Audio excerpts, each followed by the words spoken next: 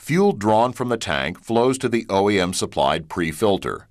This filter is a minimum 10-micron filter with a water and fuel sensor.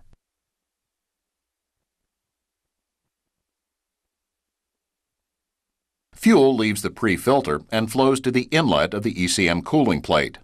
The lift pump is controlled by the ECM and runs for approximately 30 seconds whenever the key switch is turned to the run or start position. The output from the electric lift pump ensures that the gear pump is primed so the engine can start quickly. A check valve incorporated into the outlet fitting of the ECM cooling plate ensures that the lift pump output goes to the gear pump and not through the ECM cooling plate.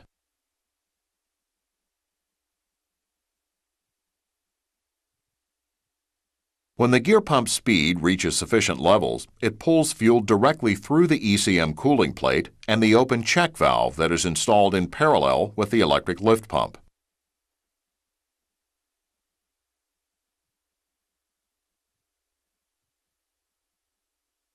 Fuel enters the gear pump, where it is pressurized to a minimum of 10 psi at cranking speed and 70 psi with the engine under load. Before the fuel leaves the gear pump, it passes a pressure regulator valve. When fuel pressure is above 175 psi, it acts against spring tension to open the valve. The fuel is returned to the inlet side of the gear pump.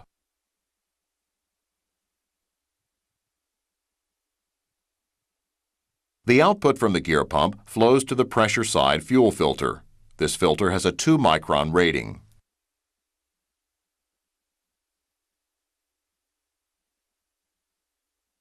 Fuel from the filter returns to the actuator housing. An air bleed orifice in the housing allows a small amount of fuel to flow to the drain.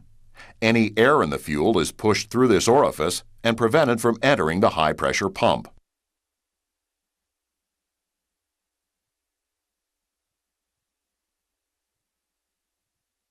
The fuel pump actuator receives a pulse width modulated signal from the ECM.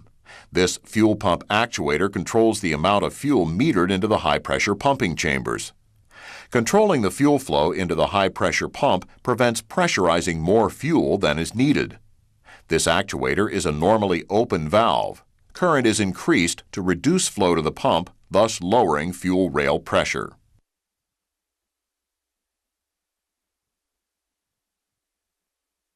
In the high-pressure pump, the fuel is pressurized by the 2 cam-driven barrel and plunger assemblies.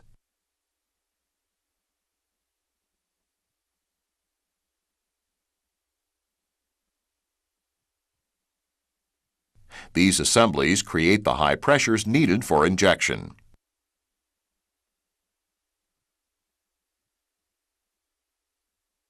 Inlet and outlet check valves act to develop and hold fuel rail pressure. The inlet check valve holds fuel inside the pumping chamber so that it may be pressurized.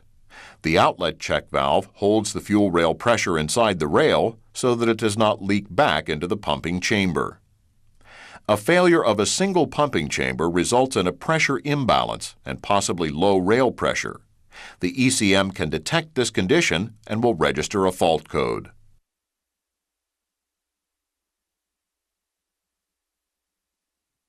Fuel that leaks past the barrel and plunger is collected in a drilling in the pump head and routed to the air bleed circuit for return to the fuel tank.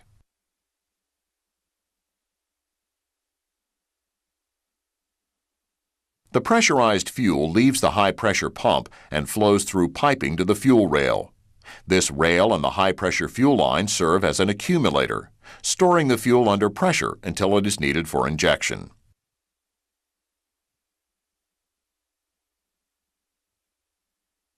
Because the actuator is a normally open valve,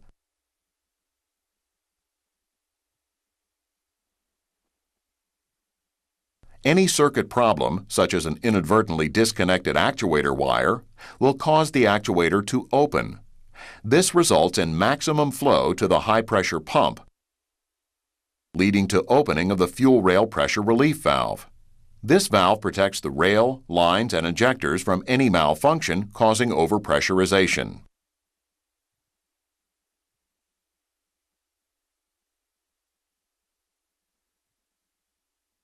When the fuel in the rail exceeds the valve setting, the valve opens and fuel is returned to drain.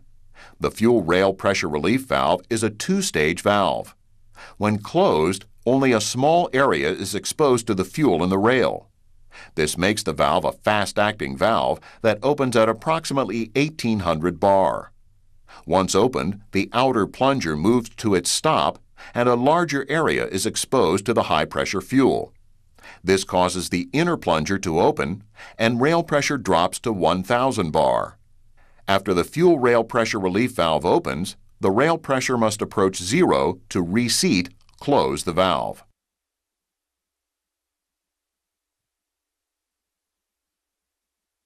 The fuel rail is connected to each of the injectors by a fuel line and a high-pressure connector. Edge filters in the high-pressure connectors trap large particle debris. If an injector is replaced, a new high-pressure connector must be installed.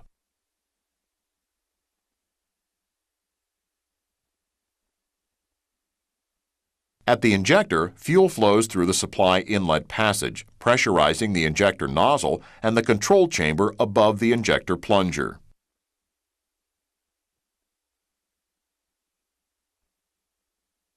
Injection begins when the ECM energizes the coil and allows the valve ball to lift off of its seat. This allows fuel to flow out of the control chamber to drain, reducing the pressure in the chamber. The reduced pressure above the control plunger allows the needle to lift off of its seat and high-pressure fuel to flow into the cylinder through the nozzle.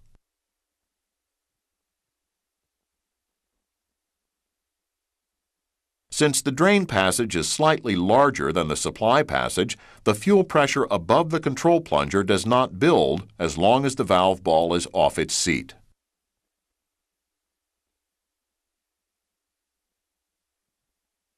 To end injection, the ECM de-energizes the coil, which seats the valve ball. The pressure above the control plunger and the force of the spring causes the needle to seat in the nozzle and end injection.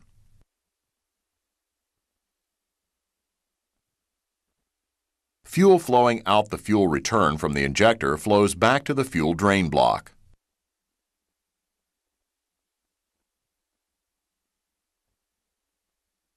The drain line check valve is installed in the fitting in the cylinder head. This check valve maintains 0.7 bar back pressure on the injectors.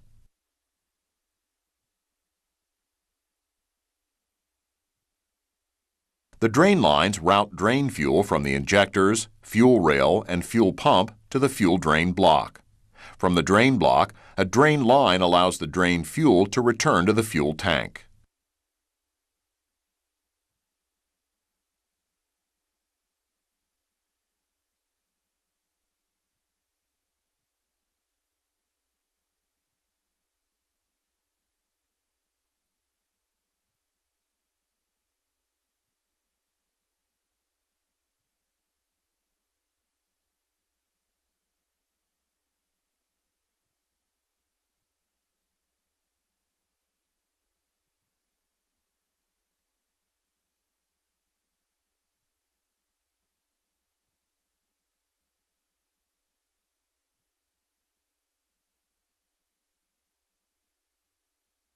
The restriction of the pressure side fuel filter is checked using the fitting on the fuel filter mounting head. Record the pressure at the filter inlet, front fitting, and then at the filter outlet, rear fitting. If the difference between the two readings exceeds specification, the filter must be replaced.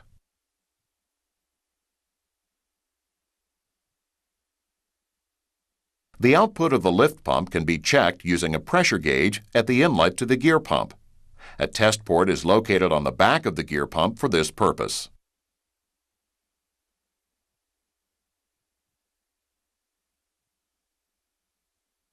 Turn the key switch on and record the lift pump pressure.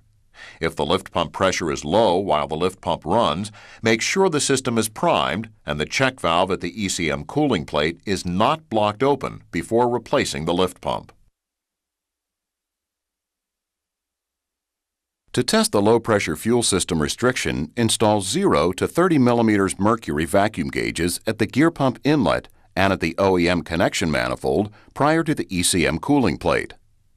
Install a .043-inch orifice diagnostic tool at the pressure filter head to simulate fuel flow at rated engine speed.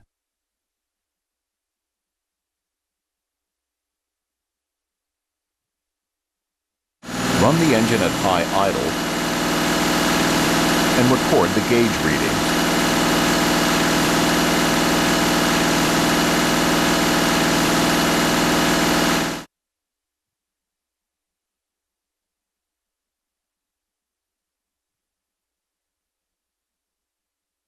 Should it be necessary to replace the lift pump, begin by disconnecting the battery. Always disconnect the negative terminal first to reduce the risk of arcing.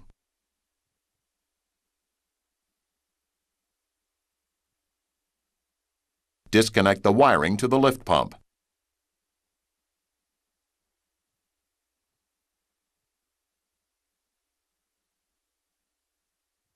Thoroughly clean all fittings and components before disassembly. Debris, water, steam, or cleaning solution that enters the fuel system can cause severe damage. Removal of the pressure side fuel filter provides needed access for service.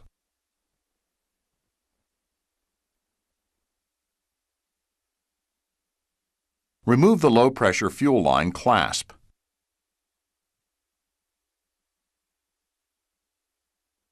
Then remove the fuel lines at the lift pump and ECM cooling plate.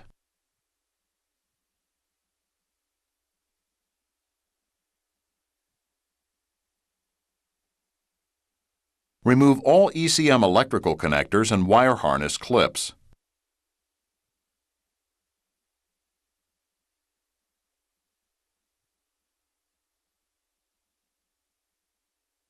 Remove the ECM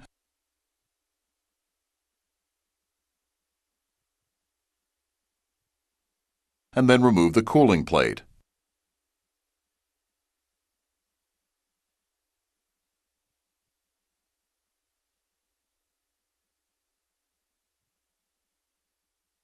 With the ECM cooling plate removed from the engine, the hardware attaching the lift pump to the cooling plate is easily accessible.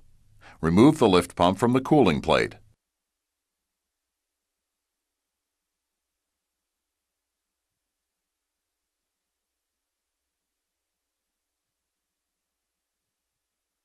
Install the new lift pump to the cooling plate. Torque the fasteners to the specification given in the service literature.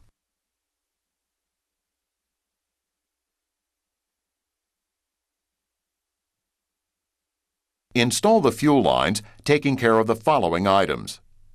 The ECM cooling plate check valve should be checked for cleanliness and freedom of movement. The check valve assembly is then installed in the lower outlet port. The fuel lift pump tubes are supported while tightening the cooling plate inlet and outlet fittings. Do not allow the tubes to bend.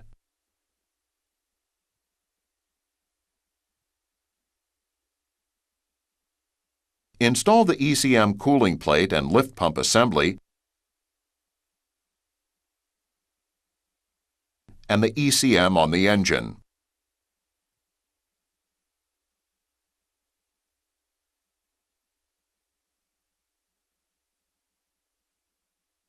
Reconnect the fuel lines, low-pressure fuel lines, clasp, and wiring. Reinstall the pressure side fuel filter if removed for access. Reconnect the battery.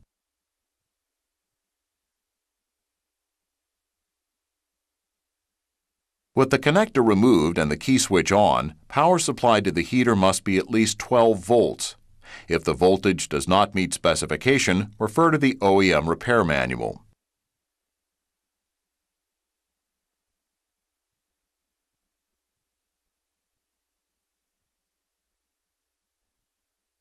The fuel heater is switched on and off by a bimetallic switch at the filter head. Test the switch with an ohm meter.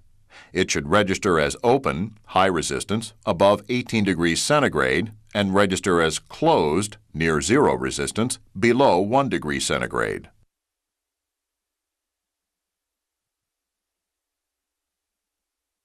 The fuel pump actuator can be tested for open and short circuits using an ohm meter. Resistance from the positive fuel pump actuator pin to ground must be at least 100 k ohms. The resistance from the pin to pin of the actuator should be 1.5 to 5.0 ohms. If the actuator does not meet these conditions, the actuator must be replaced.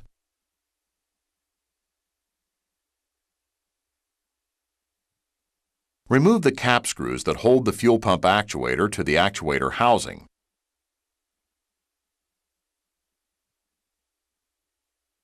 And remove the actuator.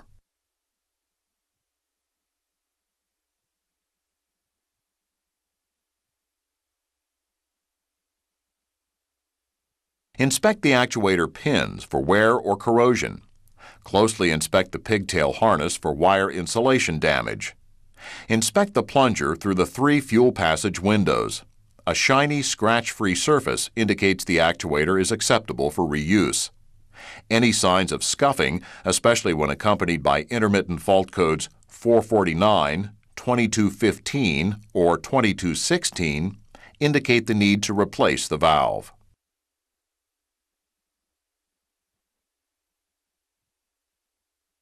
To install the actuator, lubricate the O-rings with clean engine oil and install the fuel control valve in its housing.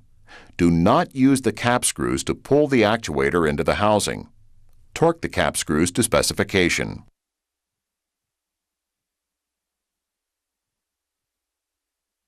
Connect the engine wiring harness to the fuel pump actuator. Start the engine and check for leaks.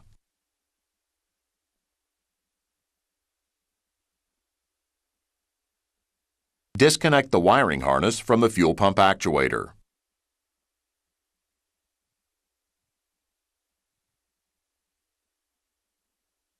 Disconnect the fuel supply line at the actuator housing. Disconnect the high-pressure fuel line from the actuator housing. Disconnect the fuel drain from the actuator housing.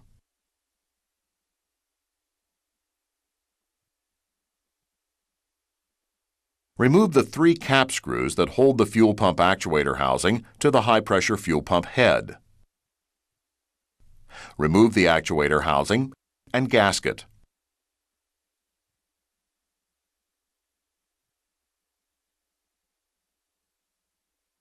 Clean the mounting surfaces of the pump head and actuator housing with contact cleaner.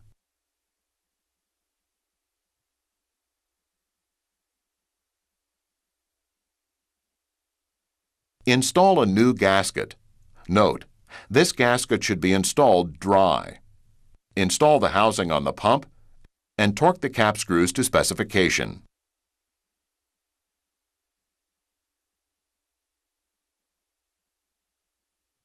Reconnect the high-pressure fuel line, the low-pressure fuel supply line, and the fuel drain line. Reconnect the wiring harness.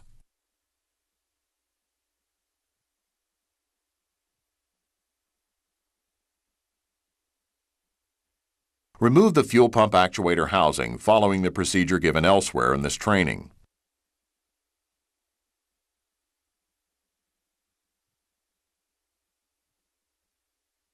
Remove the high-pressure fitting from the threaded hole in the back of the high-pressure pump head. Note, if it is necessary, use a tapered punch to remove the seal washer.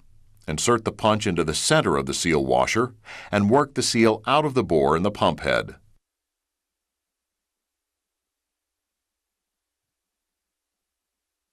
Inspect the thread and cavity in the pump head for nicks or burrs. Clean the outlet fitting bore with contact cleaner.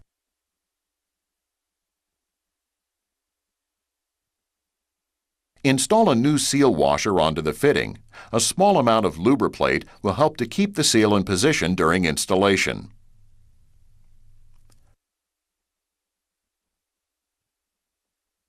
Torque the fitting in the high-pressure pump head to the torque specified in the service literature.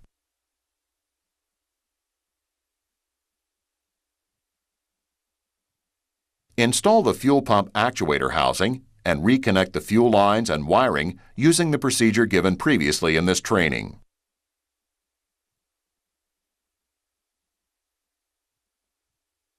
Operate the engine and check for leaks.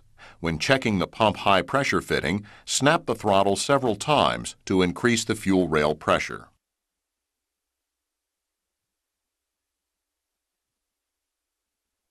The high-pressure fuel pump head can also be replaced without removing the pump from the engine. Begin by removing the fuel pump actuator housing. Follow the procedure given previously in this program.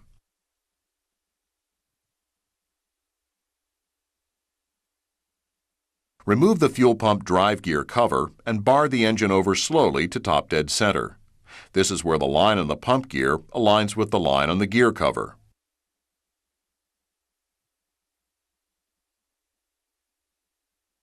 Remove the upper support bracket. Remove 2 of the 4 pump head cap screws. Remove screws located diagonally from one another.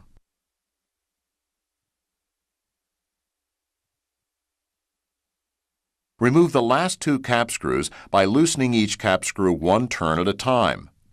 Alternating between the 2 cap screws prevents the housing from binding under pressure from the plunger springs. Support the pump head to prevent it from falling as the cap screws are removed.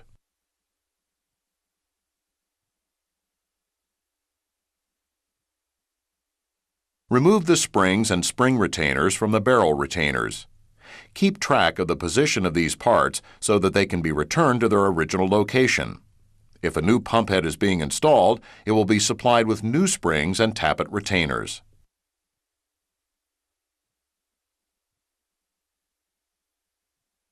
If the plungers are fully upward in their bore, light air pressure at the inlet fitting may be used to aid in plunger removal. Remove the plungers one at a time and inspect for damage. Scoring or scratches that can be felt are reason to replace the pump head. If the plungers are acceptable for reuse, they should be cleaned with contact cleaner. The plungers must be returned to their original barrel in the original orientation. If necessary, mark the bottom of the plunger with a felt tip marker to aid in maintaining correct orientation.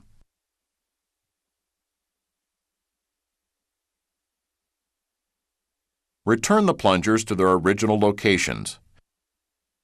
Install the springs and spring retainers on the barrel retainers from which they were removed.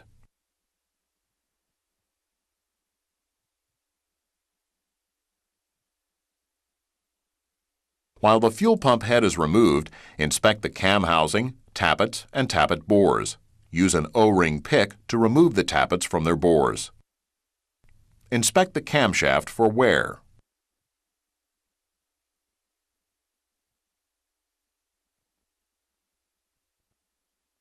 Measure the tappet guide groove and compare the measurement to the specification in the T&R manual. Visually inspect the tappet guide pins and replace the fuel pump if the pins exhibit more than 25% wear.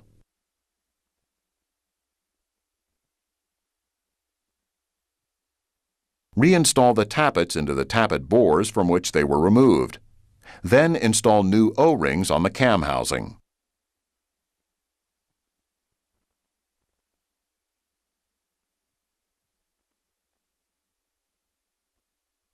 Draw the pump head down by alternately tightening 2 of the pump head bolts that are diagonal from each other until the head just touches the cam housing.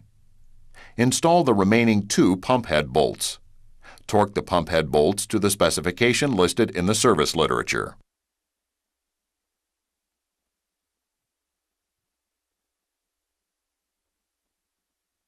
Connect the upper support bracket to the high-pressure pump head in the following order. Connect the bracket to the pump head, installing the bolts finger tight. Connect the upper support bracket to the cylinder head and torque the bolts to specification. Torque the bolts holding the support bracket to the high-pressure pump head.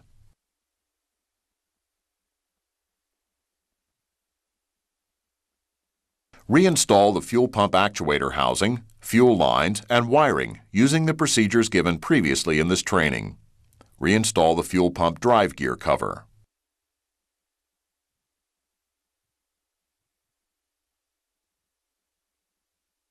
Priming a system that has been run out of fuel or has new filters installed may require several lift pump cycles. It is recommended that the OEM-mounted 10-micron suction side filter be installed full of clean diesel fuel and the engine-mounted 2-micron filter be installed empty. It is also important that the 10-micron filter have a standpipe. If the 10-micron filter has a standpipe, the fuel lift pump should be able to fill a dry pressure side system within 3 or 4 lift pump cycles. If the warning lamp lights as a result of water present in the suction side filter, the pressure side filter should be replaced.